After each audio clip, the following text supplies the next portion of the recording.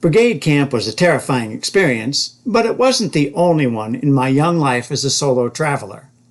Somehow, even the most benign of sleepaway trips had a way of scaring me. Maybe it was Mom and Pop's way of toughening me up. That certainly could apply the summer I visited Aunt Elsie and Uncle Robbie. Uncle Robbie was my grandfather's brother. He and Aunt Elsie had one son, Robert, who was married to Billy, with whom he had 3 children, Rodney, Ruth Ann, and Ronald. They all lived close to one another somewhere north of Poughkeepsie. I remember that because when I was very young, Poughkeepsie was my dream of an oasis. Every summer, the Baisley clan would descend on Uncle Willie's house near Saugerties for a family reunion. Uncle Willie was another of my grandfather's brothers. On the same property, his son Clint was building a house. Year after year, reunion after reunion, it never seemed closer to finished. I loved our family reunions. Mom and Pop and I, and John, when he was home on leave, would get up early on that Saturday morning. Mom would pack some picnic food, Pop and I would toss our baseball gloves in the trunk, and off we'd go. I'd quickly fall back to sleep. Waking up was the best thing ever, because I'd wake up in Poughkeepsie, the halfway point. We would always stop at the same roadside restaurant for breakfast. For me, that meant pancakes. Yum! And there was more. That restaurant had a little rack filled with cheap toys, plastic soldiers, water pistols, and the like. I rarely got toys that weren't birthday or Christmas gifts, except from Aunt Barb, but on reunion day, Mom and Pop always let me pick out one item from the rack. Being a parent myself now, I realized that toy was a small price to pay for keeping me quiet the rest of the way to Uncle Willie's. A lot of adults I didn't know showed up at those reunions, and some kids I really didn't care to know. I had some male cousins who made fun of me for being small and not very good at sports, but my female cousins, who were more plentiful and closer to my age, made it all worthwhile. Most years, Lois, Ellen, and Doreen would be there. They were the daughters of Pop's brother Jim and his wife Catherine. I admired Lois, a couple of years my senior. She was cute, smart, and never used the fact that she was bigger than I to her advantage. Ellen was my age, but I still preferred Lois's company. Doreen was just a little kid. They lived in Lynbrook, Long Island, right upstairs from Pop's sister Lil and her husband Pick. Uncle Pick's real name was William Latimer Kidd, but he was Pick until he retired and moved to Florida. There, Lil and Pick recreated themselves as Lillian and Bill. I saw Lois, Ellen, and Doreen most Saturday nights at Grandma's, so being with them at the reunion wasn't a special treat. Being with Pam and Susan, Cousin Clint's daughters, definitely was. I had a crush on second cousin Pam from the moment I first met her. I think I was 8 and she was 10. Each year as we hung out together on Cousin Clint's swing set, it seemed we had more in common. Mostly it was music. I'll never forget the afternoon we belted out Diane Renee's Navy Blue and then laughed and laughed. Neither Pam nor Susan ever judged me for being short or skinny. I always looked forward to family reunions because of that. One year, family reunion held an additional component. I was not going back to Brooklyn in the evening. Instead, that year I was going to spend a week with Aunt Elsie and Uncle Robbie at their home outside Clinton Corners. They'd be heading into the city the next weekend and would drop me off at home. Aunt Elsie and Uncle Robbie lived in a remodeled gas station at the side of a state highway. The abandoned pump island still dominated their driveway.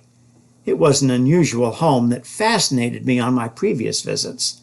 Of course, none of those visits involved spending the night, but the chance to play with Ruth Ann and Ronald, who lived right down the road, was worth it. Days at Aunt Elsie and Uncle Robbie's were kind of fun. They kept me busy with chores, board games, and jigsaw puzzles. Aunt Elsie was a decent cook, and the fresh-from-the-garden quality even made vegetables taste good. Nights, however, were a different story.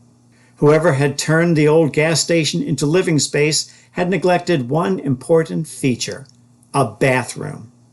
Yes, the house had indoor plumbing. Running water gushed from a kitchen sink, and another sink occupied a corner of the dining room. But the toilet was in a tiny shack about 30 yards from the back door. What slithered, crept, or skulked through that 30 yards in the daylight seemed harmless. Chipmunks, garter snakes, they seemed friendly enough. One evening, a strange odor filled the house. That, I was told, was a skunk that had probably been frightened by a dog. I'd heard about skunks and even seen pictures in my Golden Nature Guide to American Mammals, and I was afraid of them. They looked sneaky, and I worried that an encounter with one would embed their stench forever in my skin. One time, just to terrify me, Carl and Max Kriegel hung a giant poster of a skunk in a room in their house. They threw me in there with it, and I screamed. Once I knew that skunks visited Aunt Elsie's backyard, my need for a midnight pee intensified. Every night I waited as long as I could until finally I had no choice but to put on my slippers, grab my flashlight, and face the unknown. It was awful. At least Robert and Billy had a bathroom in their trailer. In later years, their house would have been called a mobile home, but in the 60s it was a trailer. I got to spend a night there midweek in my stay upstate. I liked my cousins. Rodney was older than me and a bit of a bully. He never let me forget who was bigger and stronger. I tolerated him, knowing that we had enough in common, like a love for pocket knives and bike riding, to keep our relations friendly. Ruth Ann was a bit of a tomboy, and I loved her for that. Maybe a year younger than I, she loved to play in the dirt with toy trucks or plastic soldiers. She and I, along with Ronald, made an intricate highway system using an old butter knife to scrape out roads in the dirt of their driveway. Rodney threatened to destroy our work, but he didn't. It lasted through both of my days at the trailer. I thought my week at Aunt Elsie and Uncle Robbie's would rival the terror of Brigade Camp, but it didn't. Except for the threat of a skunk and the taunts of Cousin Rodney, it was a pretty good week. No weeks matched the ones I spent at Aunt Barb and Uncle Freddie's for sheer joy. Listening to Uncle Freddie's 78s and playing with Aunt Barb's plastic clothespins were great fun when I was very young. But once they moved to Lynbrook and I approached my teen years, the time spent on Ocean Avenue was some of my fondest memories. Many of those memories centered on Faith, who lived next door. Faith played a key role in my one and only night of terror in Lynbrook. It was a Friday night, and I had just turned 11. Faith had invited me over to listen to records and watch our favorite TV show, The Twilight Zone. I loved that show. I've always enjoyed a good short story, and that's really what The Twilight Zone consisted of. That night, one of the series' best-known episodes premiered, Nightmare at 20,000 Feet. William Shatner starred in the episode as a traveler on a plane who sees some kind of gremlin messing with the wing. Neither his seatmate nor the flight attendant can see it, since it disappears every time someone besides Shatner looks out the window. Just when Shatner and the viewers think the creature is gone, the passenger looks out the window again, and there it is, full-faced looking in. I practically jumped off Faith's sofa. I'd never been so scared of anything in my life, not skunks or rats or bullies. Faith was scared too, and her parents said I could stay there a little longer until I felt safe enough to walk next door to Aunt Barb's. I never did feel quite safe enough, but after a while I called Aunt Barb, explained the Twilight Zone episode, and asked if she would put all the lights on in the back of the house and meet me at the back door as I ran full speed from Faith's yard to hers.